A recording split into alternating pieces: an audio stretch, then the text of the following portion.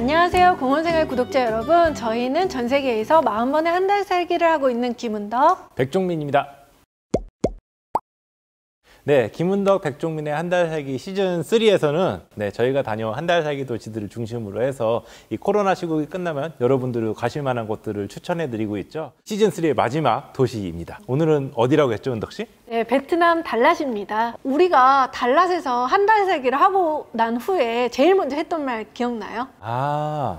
이곳은 곧 한 달 살기 성지가 될 거다. 맞아요. 왜 이곳이 한 달 살기 성지가 될 것인지 좀 몇 가지를 추려봤는데 크게 3가지로 정리가 되더라고요.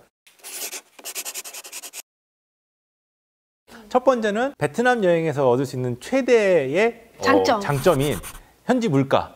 두 번째는 365일 이 달랏이라는 도시는요, 덥지도 춥지도 않아요. 이름이 봄의 도시거든요. 그 날씨에 축복을 누릴 수가 있고요.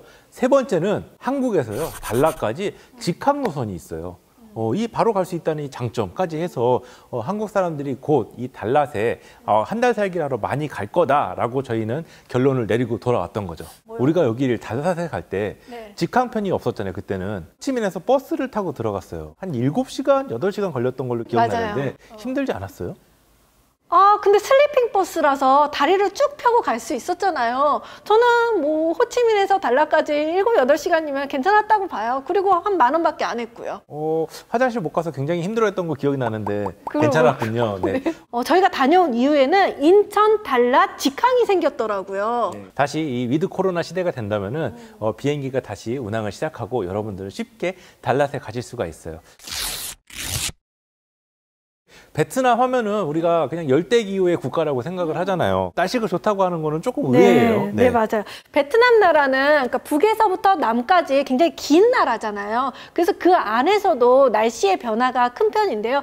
예를 들어 호치민의 겨울과 하노이의 겨울이 달라요. 하노이의 겨울은요, 사람들 패딩 입고 다녀요. 경량 패딩. 호치민의 겨울은요, 사람들이 반팔 입고 다녀요. 더워서요. 그런데 달랏만큼은요, 겨울에 가든 여름에 가든 연평균 20도로 사람이 살기 가장 좋은 온도를 보여주는 곳이죠.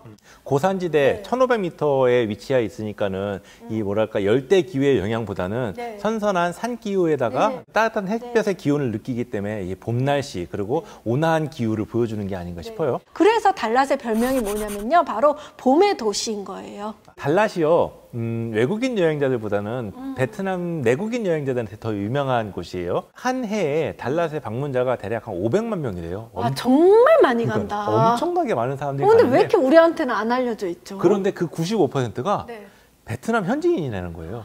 그러니까는 베트남 현지인들한테도 굉장히 좋은 관광지인 거죠. 실제로 베트남 사람들이 휴가나 신혼여행지로 가장 많이 선택하는 곳이라고 그래요. 프랑스 식민 시절 때 프랑스 사람들도 달랏에다가 휴양지를 개발을 많이 했더라고요. 그 식민 정부의 고위층 간부들을 위한 휴양지로 달랏을 개발했다고 하고 또 베트남 마지막 왕조의 여름 별장이 그곳에 있다라고 했었던 걸로 기억이 나네요. 베트남 여행 갔을 때 우리가 가장 먼저 생각나는 그 이미지 중에 하나가 사람 사이로 지나다니는 오토바이. 오토바이의 물결. 하지만은 달랏에 가면은 시내를 제외하고 다른 지역에서는 되게 여유 있는 그런 모습들을 보실 수가 있으니까요. 좀 낯설기도 해요, 사실 달랏이. 베트남의 다른 풍경이랑 달라서요. 숙소 얘기를 좀 해볼까요? 우리 숙소 괜찮았었어요. 저희가 달랏의 중심지로부터 한 차로 10분 정도 떨어진 곳에다가 숙소를 잡았거든요. 숙소 비용은 얼마였나요? 숙소 비용은 월 50만 원 선이었어요.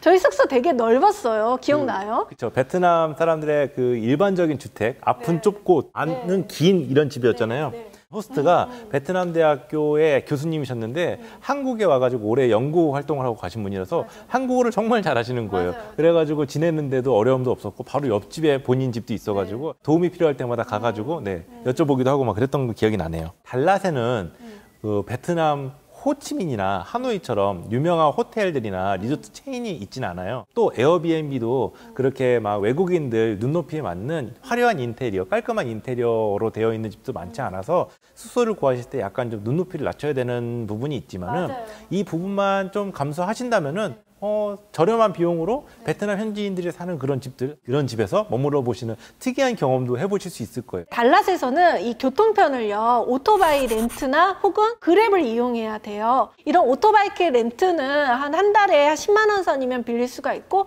그리고 택시도 기본 요금이 뭐 1,000원, 2,000원이니까 좀 편하게 다니실 수 있을 거예요. 그 숙소와 교통편이 해결됐으면은 뭐 이제 베트남 달랏을 구경해 보셔야 될 텐데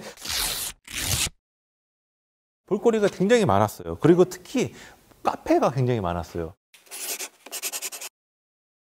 베트남의 커피 이 문화와 미국이나 유럽의 카페 문화들 있잖아요. 요것들이 잘 어울려져서 뭔가 독특한 분위기를 만들고 있는 게 달랏이에요. 놀라운 얘기를 들은 게 베트남이 그 커피 생산량 원두 있잖아요. 그게 세계 2위로 많이 생산된대요. 베트남을 돌아다니다 보면은 아침이든 점심이든 저녁이든 카페에 앉아가지고 이렇게 이 카페 스어다를 마시고 있는 베트남 현지 분들을 많이 볼 수가 있죠. 그 다 앉은뱅이 의자들이잖아요. 그리고 이렇게 마주 앉아 있지 않아. 다들 거리를 향해서 다들 이렇게 일렬로 쫙 앉아 있어요. 그게 약간 프랑스 파리 가도 다 이렇게 한 줄로 쫙 앉아가지고 거리를 바라보고 있잖아요. 이게 프랑스 식민 시대 때 영향인가요? 아마 커피를 그렇게 마시기 시작해서 그런 영향이 있지 않을까라는 생각도 드는데, 가시면은요, 이 주변에 커피 농장들이 많다 보니까는 카페 운영하면서 원두도 같이 키우고 또 이 원두를 직접 로스팅 해볼 수 있는 프로그램도 있고, 커피 농장에 가는 것도 프로그램이 있었어요. 맞아요. 그래서 이 다양한 커피 관련된 문화들을 체험해 볼 수 있는 게 바로 이 달랏입니다. 겨울철 12월에서 11월하고 12월쯤에 가시면은 커피 나무에서 꽃이 펴 있는 걸 볼 수가 있어요. 커피 꽃 보신 적 있으신가요? 하얀색이에요. 너무너무 예뻐요. 네, 한번 이 커피꽃을 보시는 경험도 해보셨으면 좋겠고, 달랏의 카페는 맛도 이렇게 풍경도 엄청나잖아. 여기가 풍경도, 그리고 가격까지 이 삼박자를 고루 갖춘 곳이라고 생각해요. 커피 애호가라면은 가서 만족하실 수 있는 여행을 하실 수 있습니다. 내가 진짜 커피 좋아하면은 달랏에 한 달 살기 하면서 이 멋진 카페들을 다 둘러볼 것 같아. 은덕 씨는 근데 커피 잘 안 마시잖아요. 그러면서도 절하고 같이 시간을 카페에서 보내줬네요. 저는 달랏에 간 목적이 따로 있었죠. 바로 캐녀닝입니다. 캐녀닝에 대해서 일단 뭔지 말씀을 드려야겠네. 이 스위스에서 처음 생겨난 익스트림 스포츠인데요. 계곡을 타고 급류에 미끄러지고 절벽을 오르고 암벽에서 다이빙을 하고 이 모든 계곡에서 이루어지는 아주 험한 운동을 캐녀닝이라고 하는데, 달랏이 캐녀닝이 유명하다고 해가지고 제가 백종민 씨를 그곳을 이끈 거죠. 저는 2번 다시 하지 않을 운동입니다. 네, 익스트림 스포츠 하시면 안 돼요. 네. 이건 그냥 스포츠가 아니었어, 그치? 맞아요. 마치 군대에서 유격 훈련하는 기분이었어요, 정말로. 네. 달랏에서도 이 캐녀닝을 즐길 수가 있는데, 달랏 시내에서 한 7km 정도 떨어진 곳에 다딴나 폭포라고 있어요. 거기서 캐녀닝을 할 수 있다고 해서 저희가 거기 갔던 거죠. 은덕 씨가 하자고 해가지고 하기 싫은 것들을 따라하면서 나의 세계가 넓어지는 경험을 하고는 있지만은요, 그래도 하기 싫은 거 또 불편한 거 이렇게 하는 거 참 쉽지 않아요. 네. 그 투어팀에 갔더니요, 저희가 제일 나이가 많더라고요. 다들 20대예요. 담력이나 체력을 굉장히 요하는 스포츠라는 것을 이거 하면서 좀 알겠더라고요. 살짝 후회했어요. 그래서 안 뛴 거구나. 제가 지금 얘기해 드리겠는데, 아까 얘기했던 바위에서 뛰어내리는 그런 코스도 있거든요. 5m 정도 되는 높이에서 뛰어내리는 건데, 은덕 씨가 저 먼저 뛰어내리면 뛰어내리겠다는 거예요. 그래서 저 뛰어내렸는데 안 뛰어내리고 자기는 저 뒤로 한참을 돌아서 내려오는 거죠. 도저히 무서워서 못하겠더라고요. 그래서 그랬던 거구나. 맞아요. 무서웠어요. 근데 종민 씨가 만약에 스위스에서 캐녀닝 한다고 하면은 제가 할게요. 이제 그만합시다. 네, 아니 안 돼. 한번 해봤으니까 이제 그만합시다. 네. 그래요. 어쨌든 캐녀닝이 너무 버겁다고 느끼시는 분들은요, 그냥 다딴나 폭포에서 그냥 폭포 주위만 둘러보고 산책하셔도 좋아요. 워낙 풍경이 아름답거든요. 그리고 저희가 거기 가서는 꼭 롤러코스터를 탔거든요. 그냥 봅슬레이 같은 미끄럼틀 아닌가요? 쭉 내려가는. 네, 그런 놀이기구가 있는데 이게 너무 재밌어가지고 저희도 2번, 3번 탔던 거예요. 그래서 아이들 뭐 놀이기구처럼 생겼는데 약간 스릴도 있거든요. 그래서 그것만 타셔도 재밌게 노실 수 있을 거예요. 네. 달랏은 의외로 볼거리들이 풍부했는데 그 중에서도 크레이지 하우스라는 게 기억이 나요. 바르셀로나에 유명한 건축가 가우디가 있다면은 이 베트남 달랏에는요 당비엔 응가라는 분이 계시는데요. 네, 그분이 지은 집이에요. 그런데 이분이 베트남 총리의 딸이자 그냥 유명한 건축가래요. 그래서 그런 크레이지 하우스를 짓게 되었는데 가보면은 되게 뭐 구엘저택 같이 미로처럼 생겼어요, 집이. 언젠가 짠내 투어에서 달랏에 간 적이 있었는데 그때도 한번 나오더라고요. 출연진들이 너무 멋있다, 예쁘다라는 감탄사를 연발했는데 실제로 가보면은 되게 아기자기하고 예뻐요. 그리고 올라가면은 꼭대기에까지 올라가는데 거기는 좀 서 있기가 아찔할 정도로 동화에 나올 것 같은 그 숨겨진 마법의 성 같은 느낌이 있어요. 지금도 계속 그 건물들을 이어가지고 증축을 하고 있어요. 마치 가우디의 사그라다 파밀리아처럼요. 그래서 언제 완공될지도 모를 일이에요. 그리고 저는 엑스키오 자수박물관도 재밌었어요. 제가 워낙 패브릭을 좋아하잖아요. 그래서 실크로 한 땀 한 땀 자수를 놓은 그 예술품들이 이렇게 쫙 보여지니까 베트남이 실크가 되게 유명해서 많이들 사오시더라고요. 머플러도 그렇고. 그래서 저도 그걸 꼭 사오고 싶더라고요. 이야기를 음식으로 좀 바꿔볼까요? 그러면은 달랏을 찾아보시면은요 달랏 야시장 얘기가 제일 많이 나올 거예요. 달랏 야시장에 가면은 여행자들도 많이 찾아가서 밤에 음식을 즐기기도 하고 또 현지인들한테는 지금 로컬 마켓이라서 물건을 사러들 많이 오시는데 가시면은 아마 분명히 여러분들이 그 반짝 능엉이라는 음식을 맛보시게 될 거예요. 일명 달랏 피자인데요. 월남쌈을 써먹는 그 라이스 페이퍼 있잖아요. 그 라이스 페이퍼 위에다가 계란도 올리고 치즈도 올리고 햄도 올리고 해서 이렇게 비벼가지고 숯불에. 자기가 하세요. 아니에요. 자기가 말이 막히는 것 같아서. 숯불에 구워서 먹는 음식인데 딱 보면은 정말 피자하고는 전혀 다른 음식이에요. 그런데도 불구하고 달랏 피자라고 이름을 붙인 거는 모양과 색깔이 좀 비슷하고 달랏 사람들의 뭔가 위트?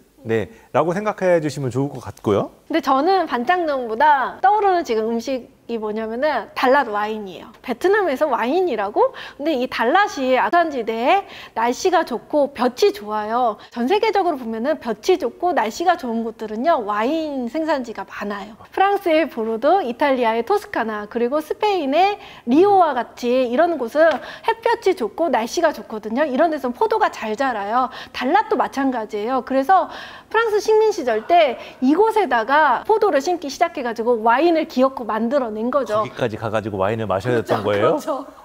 그래서 이 달랏이라는 와인이 그 지명이면서도 상표, 와인의 대표 상표 이름으로 불려져서 달랏 와인이 된 거예요. 그 마트에 가면은 한 5,000원 정도면은 사 먹을 수 있거든요. 생산량이 많지 않아가지고 베트남 외에서는 마시기 좀 힘들어서 구하기 힘들지만은 가시면은 꼭 한번 달랏에서 어떤 맛의 와인이 나는지 즐겨보셨으면 좋겠는데요. 오늘 준비 못해서 그래 좀 아쉽네요. 대신 오늘 준비한 베트남 음식이 있죠. 오늘은 뭘 준비해봤나요? 짜조와 꼬이꾸원을 한번 사와봤습니다. 제가 먹어볼게요. 우선은 짜조는요 기름에 튀긴 음식이라서 아주 기름 맛이 고소하겠죠. 약간 중국식 충건하고 좀 비슷해요.